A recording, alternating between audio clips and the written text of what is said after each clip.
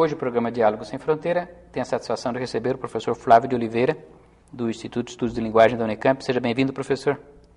Obrigado, Pedro Paulo. Fico muito contente em estar aqui com você para conversarmos um pouquinho. Eu agradeço pelo convite.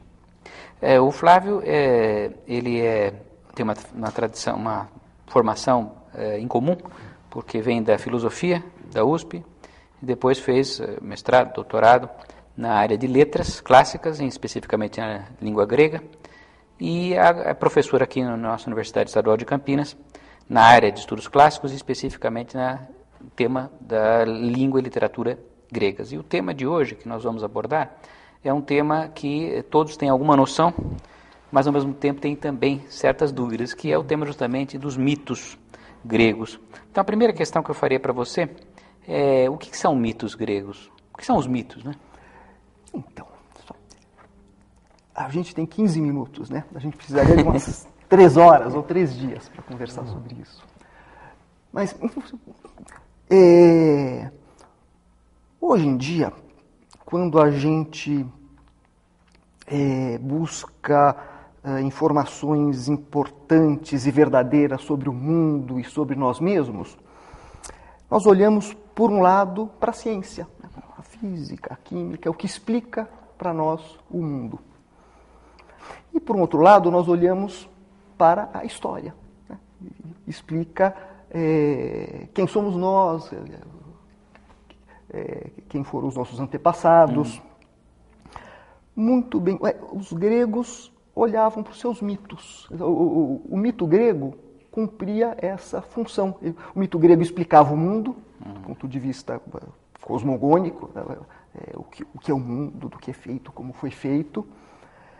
E o mito grego contava para os gregos a história dos seus antepassados. Fazia o que faz para nós a história. Logo, o mito grego era, por definição, verdadeiro. Hoje em dia as pessoas perguntam, mas aquele fato é mito ou realidade? Quando alguém pergunta isso, pressupõe-se que mito é sinônimo de mentira. Mas o que não é verdade é mito. E para o grego não. O mito era, por natureza, verdadeiro. Era um modo de contar a verdade. E era um relato, um relato sobre alguma coisa. E relatos vários. Sobre os deuses, os heróis. E aí, como é que nós podemos hoje ter acesso a esses mitos? Porque como é que um público, nosso público está ouvindo, alguém que queira ter um contato com alguma história mitológica, como é que pode ser feito isso? A gente conhece os mitos gregos, sobretudo por intermédio da literatura, principalmente a poesia grega. Homero, os grandes tragediógrafos. E interessante, porque a religião grega não tinha um livro canônico, como as grandes religiões modernas. Um cristão, um judeu que hoje quiser saber qual é a história de Abrão, vai procurar ali no Velho Testamento. E ali a gente tem a versão única, oficial. No caso da religião grega, não. Cada poeta, em cada época, apresentava os mitos de uma perspectiva diferente, com variações. Então, a fonte fundamental para nós é a literatura. E essa literatura grega que apresenta esses mitos, ela está disponível também em português? Há traduções e traduções que podem ser lidas por um público geral? Porque essa é uma dúvida que as pessoas têm. O seguinte, uma tragédia grega, ela é muito difícil, as pessoas não conseguem entender. Então, como é que é o acesso que uma pessoa qualquer teria a uma história mitológica grega? Então, sabe, a poesia grega era cantada numa linguagem que tinha um rigor formal muito grande. não era a linguagem do dia a dia, do cotidiano, não era o grego que as pessoas falavam na praça. E uma boa tradução deve respeitar a complexidade, a dificuldade dessa linguagem. E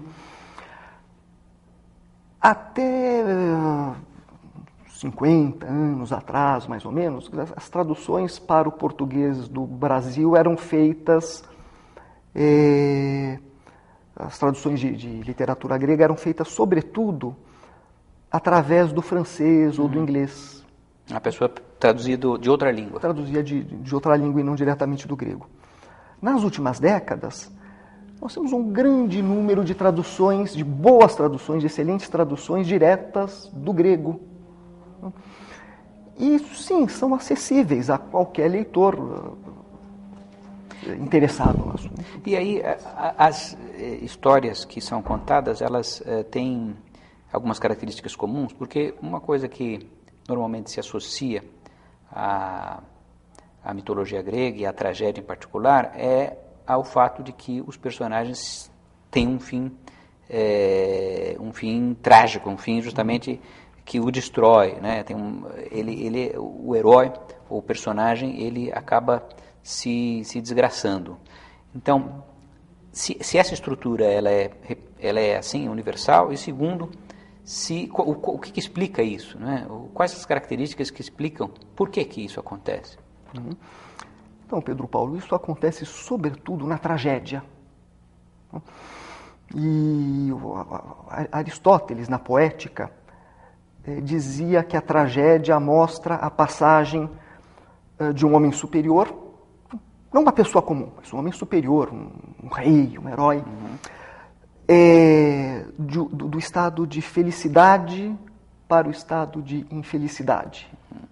Então, a tragédia mostra a queda dele. E essa é a estrutura básica da tragédia.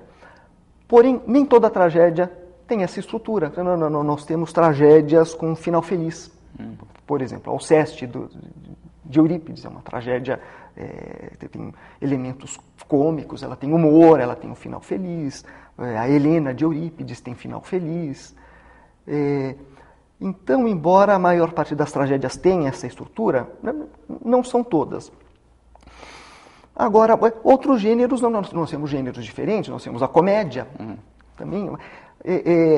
A gente costuma pensar isso porque as pessoas hoje em dia conhecem sobretudo a tragédia grega. Quando se pensa em literatura grega, a pessoa pensa primeiro na Medeia, no rei Édipo, na Electra.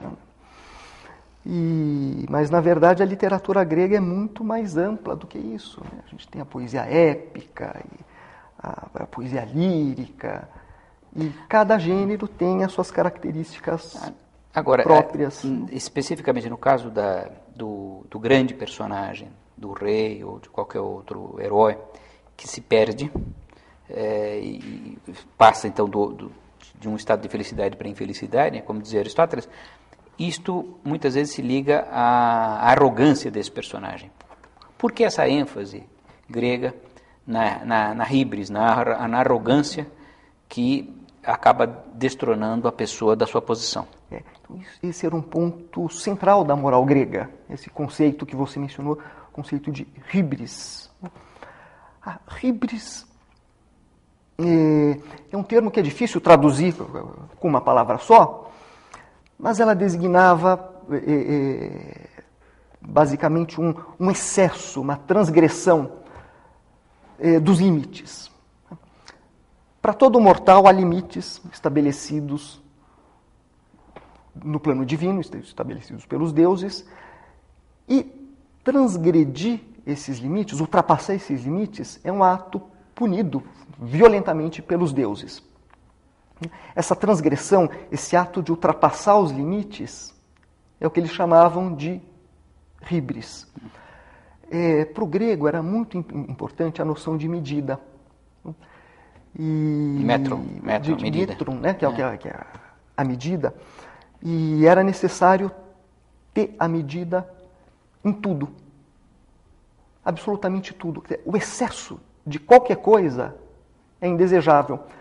Para nós não é assim, né? A gente pode pensar, puxa, o excesso de felicidade, o excesso de sabedoria, o excesso de bem-estar são coisas boas. Para o grego, não. Nem o excesso de felicidade. Você tem que ser feliz na medida certa. E você conhece muito bem a história do anel de Polícrates, né, que o Heródoto conta.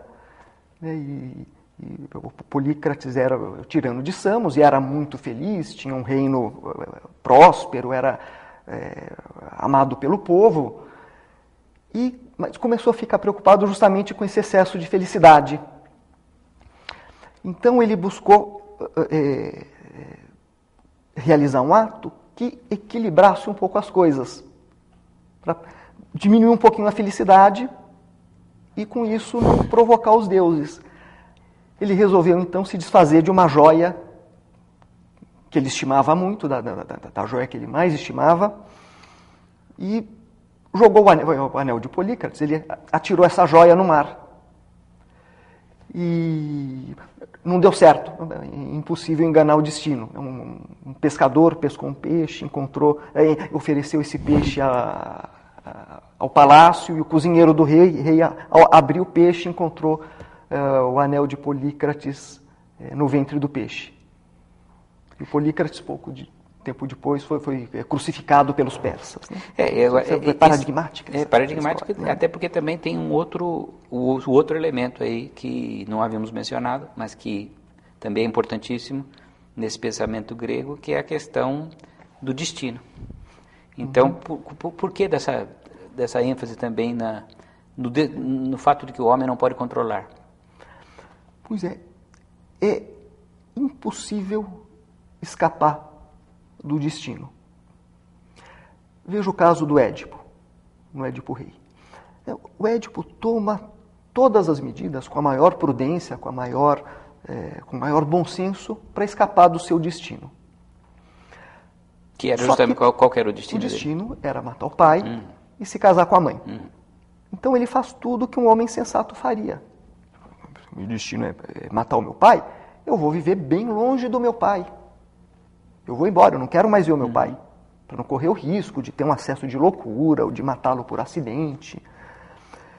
E justamente fazendo todo o possível para escapar do seu destino, ele vai cair justamente nos braços do destino, porque o pai dele não era quem ele pensava que era, a mãe dele não era quem ele pensava que era, e ele não era quem ele pensava que era. E então o destino de um homem inclui tudo que esse homem possa fazer para escapar do destino. A gente não sabe qual é o nosso destino. O mortal fica sabendo tarde demais. Quando o Édipo fica sabendo, o destino já se cumpriu. Então, quer dizer, no fundo, assim, são características coligadas, conjuntas. A desmedida, a arrogância, a híbris que você havíamos citado, e, por outro lado, a falta de possibilidade de controle, que é o destino. Quer dizer, há forças superiores que, por mais que você tente também se moderar, tampouco isso garantirá. Então, sim, são dois elementos fundamentais. Agora, isso me leva a uma pergunta conclusiva do nosso encontro, que é o seguinte: e a perenidade?